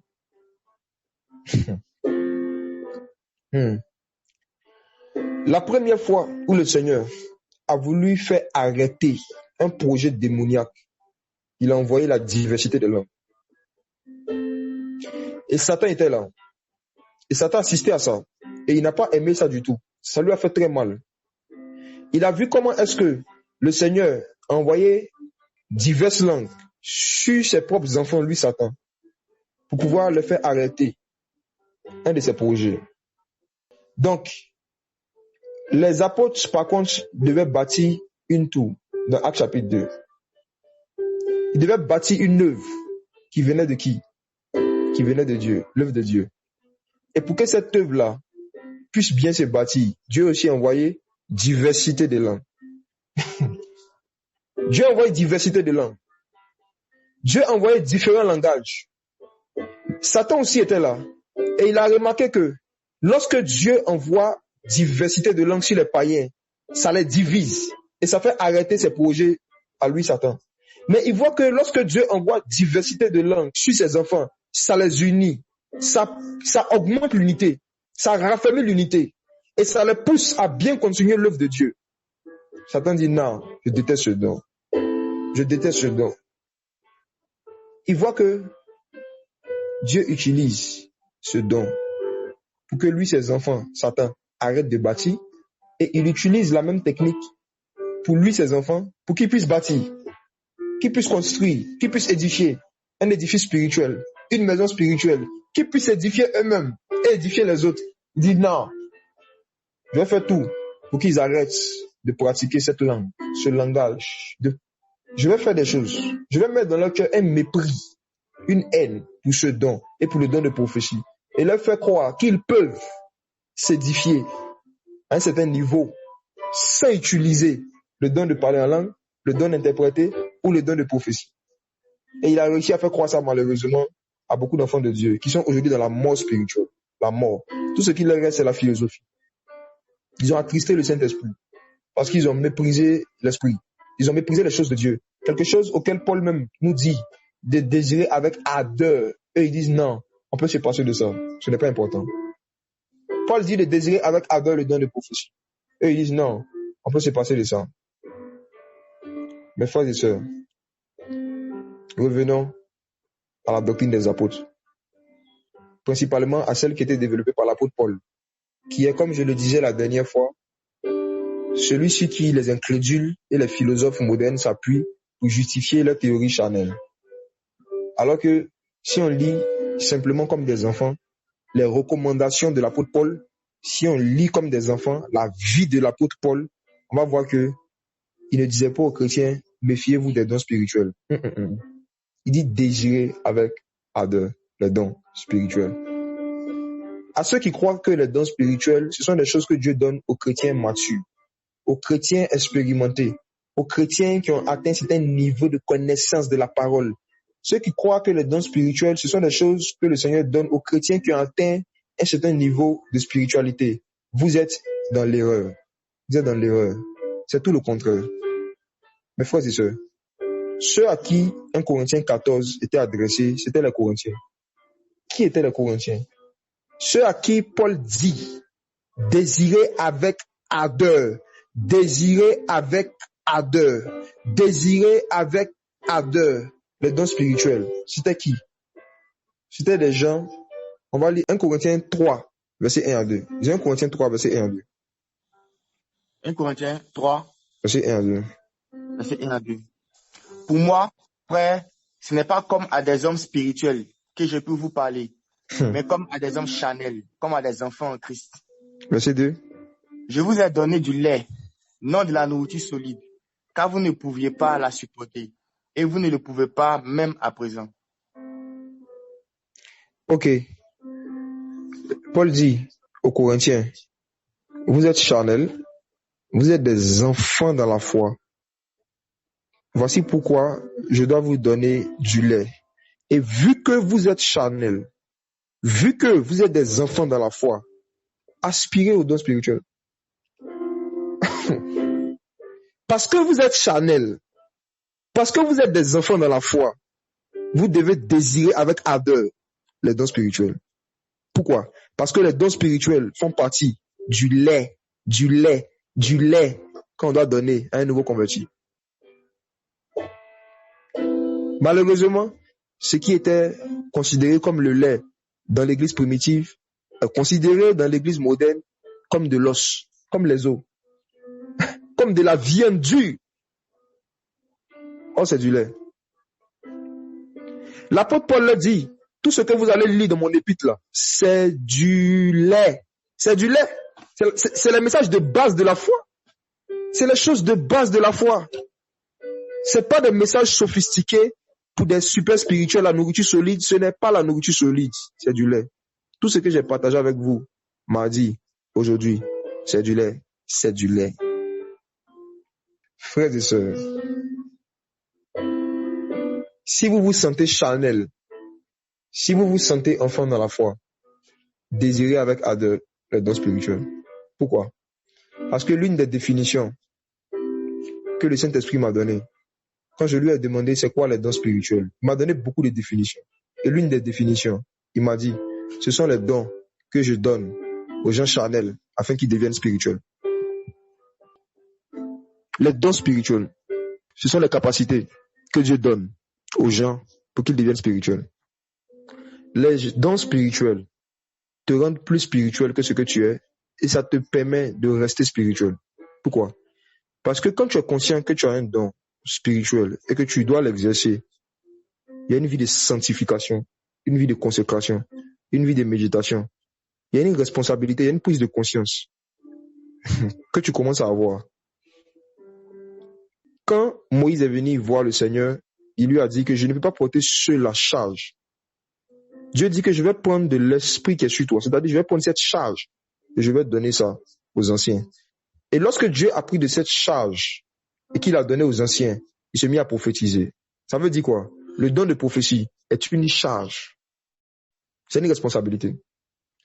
Et cette responsabilité-là, c'est la responsabilité de veiller sur toi-même et sur ton enseignement. Car c'est ainsi que tu te sauveras toi-même et tu sauveras ceux qui t'écoutent.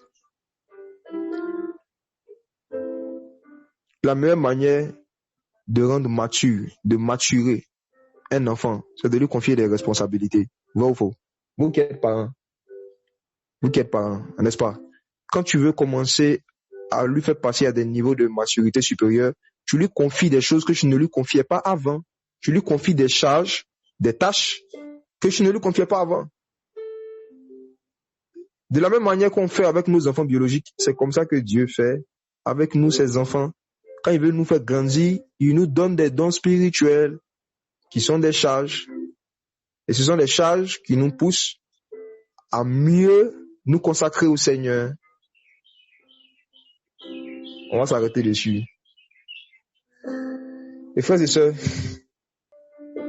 comme j'aime le dire, je n'aime pas parler beaucoup des dons spirituels sans demander au Saint-Esprit de les démontrer et de les manifester. Donc, voici ce qu'on va faire avec vous qui êtes connectés. Nous allons prier.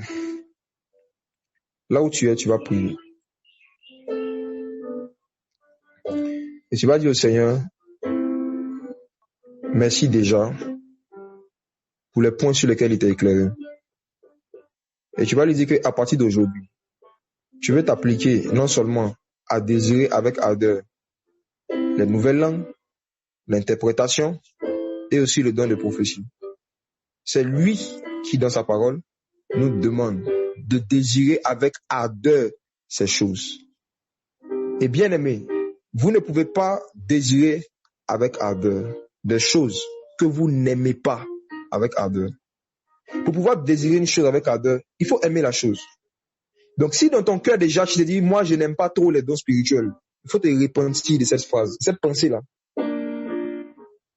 Nous ne sommes pas appelés à aimer ce que nous voulons dans le royaume des cieux.